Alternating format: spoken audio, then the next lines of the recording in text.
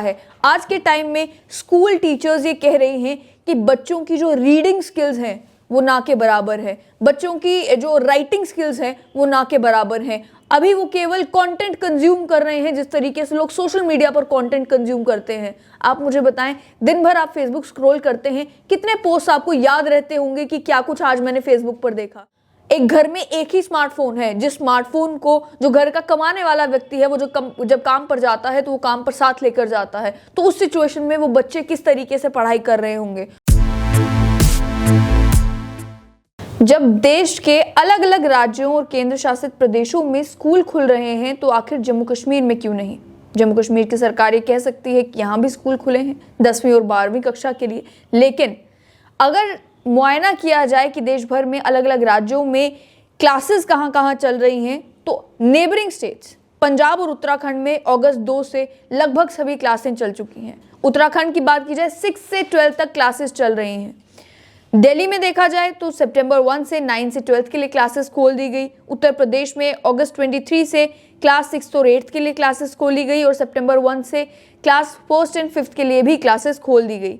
उसी तरीके से अलग अलग स्टेट्स में बिहार में अगस्त 16 से क्लासेस 8वीं कक्षा तक के लिए खोल दी गई। आसाम में 10वीं 12वीं के लिए क्लासेस खोल दी गई। झारखंड में अगस्त 2 से क्लास 9 से 12 के लिए क्लासेस खोल दी गई।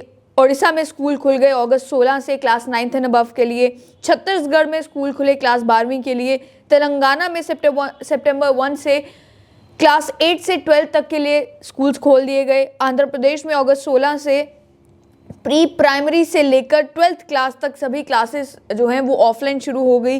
तमिलनाडु में भी सितंबर 1 से क्लास 8 से 12 तक के लिए स्कूल्स खोल दिए गए। कर्नाटका में अगस्त 23 से क्लास 9 से क्लास 12 के लिए स्कूल्स खोल दिए गए और गुजरात में जुलाई 26 से क्लास 9 से 11th के लिए स्कूल्स खोल दिए गए। राजस्थान में भी क्लास 9 से 12th के लिए सितंबर 1 को स्कूल्स खोलने के आदेश आ गए थे और मध्य प्रदेश में भी जुलाई 26 को क्लास 11 12th के ऑफलाइन क्लासेस शुरू हुई और अगस्त 5 से क्लास 9th और 10th को भी अलाउ कर दिया गया कि वो भी ऑफलाइन स्कूल अटेंड कर सकते हैं। तो कोविड-19 को ध्यान में रखते हुए 2 सालों से स्कूल्स बंद थे, लेकिन उसके बाद जब कोविड-19 का ट्रेंड डाउन लो पर गया यानी कि केसेस कम आना शुरू हो गए तो उसके बाद धीरे धीरे कोशिश की गई कि स्कूल्स को दोबारा से रीओपन किया जाए। इसी के रिलेटेड लगभग 55 डॉक्टर्स और एकेडमिशियंस ने हायर अथॉरिटीज़ को, जैसे कि प्राइम मिनिस्टर्स ऑफिस हो, चीफ मिनिस्टर्स हो अलग अलग स्टेट्स के, उनको चिट्ठियां तक लिखी और चिट्ठियां लिखकर यही कहा कि स्कूल्स क्यों खुलने चाहिए और प्राइमरी क्लासेस प्रायोरिटी पर क्यों खुलनी चाहिए। उसमें जो आर्ग्यूमेंट्स पेश किए जा रहे थे वो आर्ग्यूमेंट्स यही थे कि सबसे ज़्यादा ज़रूरत स्कूल के एनवायरनमेंट की उन बच्चों को होती है जो बच्चे प्राइमरी और प्री प्राइमरी क्लासेस में होते हैं, क्योंकि वो इनिशियल स्टेजेस में ही बच्चों की बेस तैयार होती है कि वो किस तरीके से स्कूल के एनवायरनमेंट में खुद को ढालेंगे। पढ़ाई की शुरुआत जो है वो इन्हीं क्लासेस से होती है। जब बच्चा हायर क्लासेस में पहुंच जाता है 9th में 12th में, हालांकि तब भी ऑफलाइन क्लासेस का बदल जो है वो ऑनलाइन क्लासेस नहीं हो सकती, ऐसा टीचर्स भी कहते हैं, ऐसा बच्चे भी कहते हैं, ऐसा बच्चों के पेरेंट्स भी कहते हैं। लेकिन खास तौर पर जो छोटी कक्षाएं होती हैं उसमें पढ़ने वाले बच्चों के लिए ऑनलाइन पढ़ाई करना बड़ा मुश्किल है। आप भी याद करें कि जब आप स्कूल में थे, जब तक टीचर ने ब्लैक बोर्ड पर चौक से बनाकर आपको बताया नहीं कि ए फॉर एप्पल क्या है, बी फॉर बॉल क्या है, क्या आपको लगता है कि वो विजुअल इमेजरी आपके माइंड में बैठ गई होती और आप कुछ सीख पाते? ऑनलाइन कक्षाएं होने से बहुत कुछ बदलाव आया है, लेकिन क्या ये सारा बदलाव अच्छा है? आज के टाइम में स्कूल टीचर्स ये कह रही हैं कि बच्चों की जो रीडिंग स्किल्स हैं वो ना के बराबर है, बच्चों की जो राइटिंग स्किल्स हैं वो ना के बराबर हैं। अभी वो केवल कंटेंट कंज्यूम कर रहे हैं जिस तरीके से लोग सोशल मीडिया पर कंटेंट कंज्यूम करते हैं। आप मुझे बताएं, दिन भर आप फेसबुक स्क्रॉल करते हैं, कितने पोस्ट आपको याद रहते होंगे कि क्या कुछ आज मैंने फेसबुक पर देखा। उसी तरीके से ऑनलाइन क्लासेस में बच्चा चाहे टीचर का लेक्चर सुन भी रहा है, चाहे जो होमवर्क दिया जा रहा है वो कर भी रहा है, कितनी चीज़ें उस बच्चे को याद रहती होंगी। किसी भी क्लासरूम में आप प्री प्राइमरी क्लास में जब जाते हैं तो उस क्लासरूम के अंदर विजुअल क्यूज होते हैं, खास तौर पर छोटी कक्षाओं के लिए जो क्लासरूम्स बनाए जाते हैं, खूबसूरत सी पेंटिंग्स की जाती हैं, एप्पल बनाया जाता है, कार्टून्स बनाए जाते हैं, अलग अलग तरीके से उस कमरे को सजाया जाता है ताकि बच्चा जब क्लासरूम में आए तो वो क्लासरूम में एंगेज रहे। क्लासरूम में चाहे वो दीवार को ही देखे लेकिन उससे भी वो कुछ सीख कर जाए। ये सारा एनवायरनमेंट उसे मिलता है क्लासरूम में। लेकिन जब बच्चे क्लासरूम में जा ही नहीं रहे तो आप सोचें कि इन 2 सालों से ये बच्चे पढ़ कैसे रहे होंगे।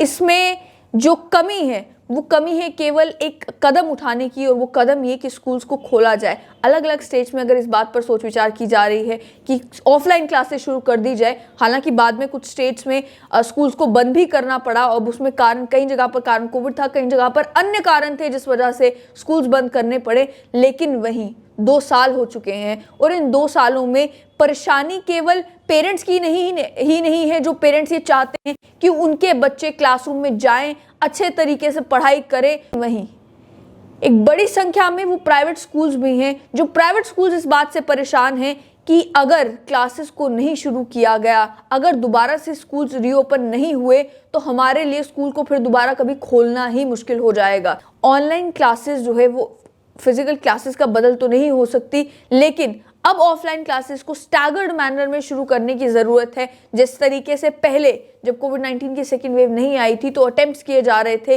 कि 50% जो है अटेंडेंस के साथ क्लासेस शुरू की जाएं, ऑफलाइन क्लासेस शुरू की जाएं, वैसे ही प्राइमरी प्री प्राइमरी स्टेज पर और ख़ास तौर पर छोटी क्लासेस के लिए भी इसी तरीके से दोबारा स्कूल के एनवायरनमेंट पे उन बच्चों को लाने के लिए ऑफलाइन क्लासेस शुरू करने की ज़रूरत है। और ये भी ज़रूरत है कि इस समय जब इन बच्चों को दोबारा से स्कूल में आना है तो इनकी इस कंडीशन को टीचर्स भी समझे, स्कूल के एनवायरनमेंट में उन्हें दोबारा ढालने के लिए जो अटेम्प्ट्स करने की ज़रूरत है वो भी किया जाए। और इस पूरे सिनेरियो में सबसे ज़्यादा नुकसान टीचर्स ये कहते हैं कि उन बच्चों का है जो बच्चे गांव देहात के रहने वाले हैं, जिन गांव देहात के इलाकों में उनके जो पेरेंट्स हैं अगर वो एजुकेटेड नहीं है तो वो बच्चों को पढ़ा नहीं पा रहे।